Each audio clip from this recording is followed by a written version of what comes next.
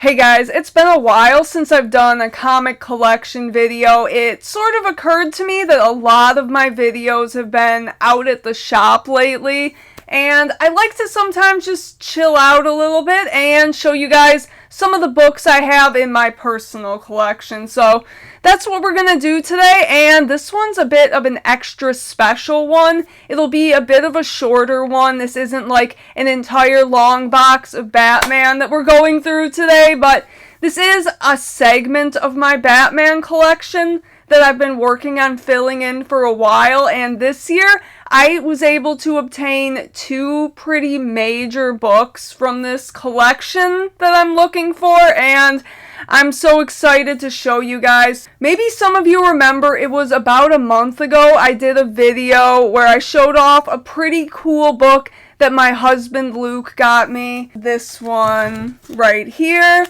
This is Batman 635, and it is the first time Jason Todd becomes Red Hood. Now, Jason Todd is the Robin that died, the second Robin who died and then came back as Red Hood, and I've been working on filling in my collection of Jason Todd key books, and it's been taking me a little while because some of them can be a little bit expensive. I was expecting it to take a little bit longer to get some of these books, particularly his first appearance, which I actually was able to get very recently. So I got my copy of Batman 635 on April 10th. And just about 15 days later, I attended the Buffalo Comic Con, and there's this dealer that always comes from, I think, Pittsburgh, and this guy has some of the best deals. Like, I always say, this guy has the best deals I've ever found on comics, and so here we have a copy of Batman 357, and this is actually a double key. This is the first Jason Todd and the first Killer Croc. Now, Jason Todd was not Robin yet at this point, and the character, as you'll find out, was a lot different than the character that we've come to know today. This Jason Todd started off in a pretty similar way to Dick Grayson, where he was a circus performer. His parents were tragically murdered. But I was expecting this book to be a lot more expensive than it ended up being. I got this copy for $25, and that's because there is some light staining that I don't think really takes away from the quality of the book at all. I'll show you guys. So you can see right there on the back there is a stain, and it does go throughout the book. So that is a little bit of a bummer. I've been told that those can possibly be lifted. It's always good to know that that is an option.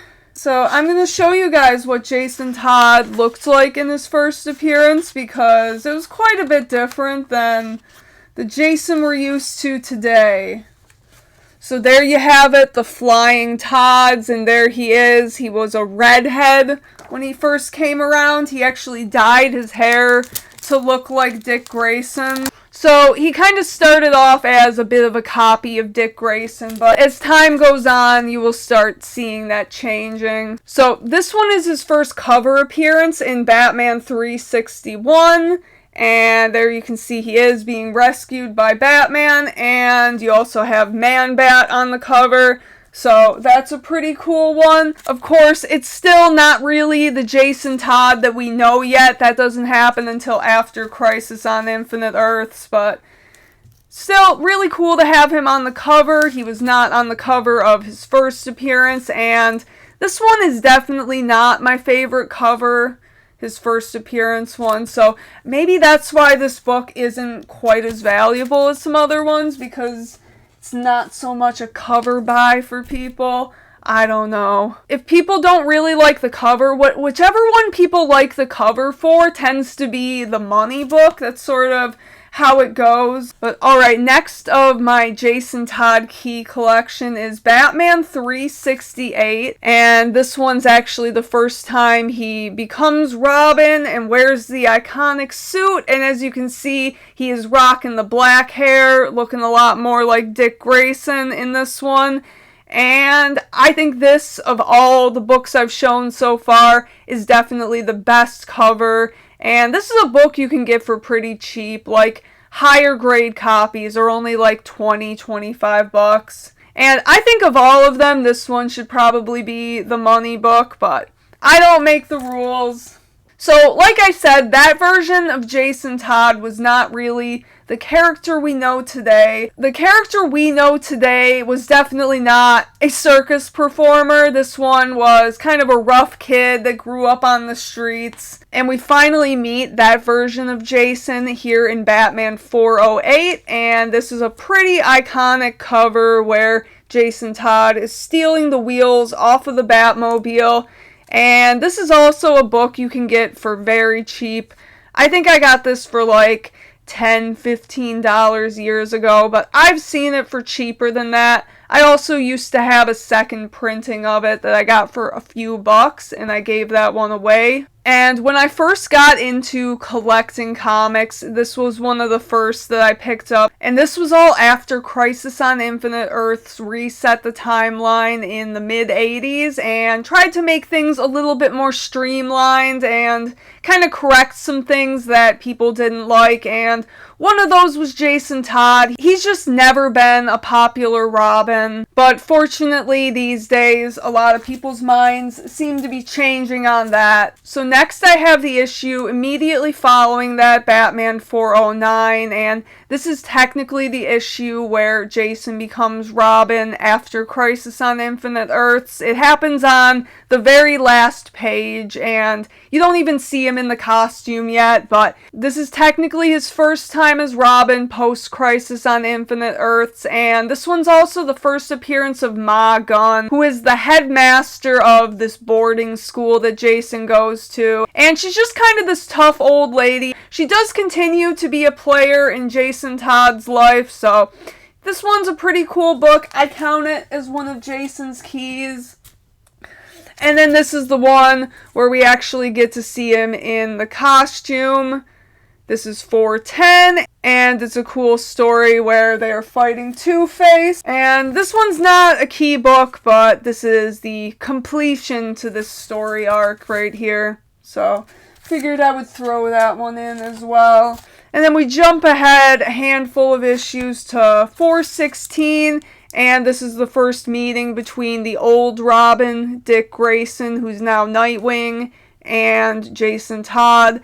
I always thought that was a really good cover. This is one that I definitely want to upgrade eventually. I got this one when I was pretty early into collecting, and as you can see, this spine is mangled, but this is a book I find all the time. I'll probably find one for $1 that looks a lot better than this, so still a really cool book. I love the classic Nightwing, so happy to have that. And like I said before, Jason Todd, he's a bit of an edgy boy. He grew up on the street, and he doesn't take none of that shit like some of the other Robins do. And that's why he's always been a bit controversial, and people didn't really like seeing him as Robin. And one of the books that kind of cemented that was this one right here, where he may or may not have had his first confirmed kill. There's a man falling off the building, and it appears Jason may have had a hand in his fate. 424, Jason Todd's maybe first kill. Pretty cool. And then we have the book where Jason Todd himself gets killed. This is Batman 428. And this is the infamous issue where Jason Todd gets killed and he was voted to die by the fans. Yes, some of you who are not so much into comics may not know that Jason Todd was not popular as Robin, and DC Comics wanted to kill him off, so what they did was they started this story arc called Death in the Family. It was a 4-part story, and this is part 3 of that, Batman 428. And they had 2 phone numbers you could call, and one of them was if you wanted him to live, one of them was if you wanted him to die. And apparently the people voted for him to die, and this is the story we got. But they actually did write both stories, and they later published that as a facsimile. So you can read the alternate timeline where Jason Todd does live. I think a lot of Batman fans out there agree. We like Jason a lot more as Red Hood, so as tragic as it is to see such a young person die, I think it all worked out for the better in terms of storytelling, because they did eventually bring him back as Red Hood in Batman 635, and there were some kind of teases of him coming back in Batman Hush, but then eventually we got it. And why Jason being the Red Hood is so significant is because Jason Todd was killed by the Joker, and the Joker's original persona before becoming the Joker was Red Hood, and it was actually this version right here